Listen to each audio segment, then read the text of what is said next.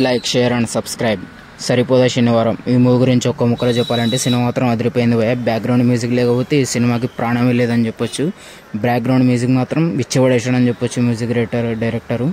Cinema మాత్రం అదిరిపోయింది భయ. ఒక్కరోజు కోపం ఉండే మన నాని గారు, వారం మొత్తం కోపంలోనే ఉండే ఎస్ జే సూర్య గారు, ఇద్దరి మధ్య క్లాష్ అయితే అదిరిపోయింది. ఫేస్ ఆఫ్ సీన్స్ మాత్రం కేక పుట్టిస్తాయని చెప్పొచ్చు. ఫేస్ ఆఫ్ సీన్స్ మాత్రం థియేటర్లో గూస్ బంప్స్ నిండిపోతాయి. మీరు ఖచ్చితంగా ట్రై చేయండి. ఈ వీకెండ్కి ఒక టైంపాస్ మూవీ అని చెప్పొచ్చు. సినిమా మాత్రం అదిరిపోయింది. క్లైమాక్స్, ఇంటర్వెల్ సీన్స్, మన నాని గారికి ఎలివేషన్ సీన్స్ కూడా బాగా పడ్డాయి పోయా. ఈ మూవీతో ఆయన గట్టి కంబ్యాక్ అయితే పోతున్నాడు. కంబ్యాక్ ఏమో అనలేండి, ఆయన హ్యాట్రిక్ కొట్టబోతున్నాడు ఈ మూవీతో. ఖచ్చితంగా ట్రై చేయండి. సరిపోయే శనివారం ఈ మూవీతో ఆయన అయితే పెద్ద బ్లాక్ బస్టర్ హిట్ కొట్టబోతున్నాడు.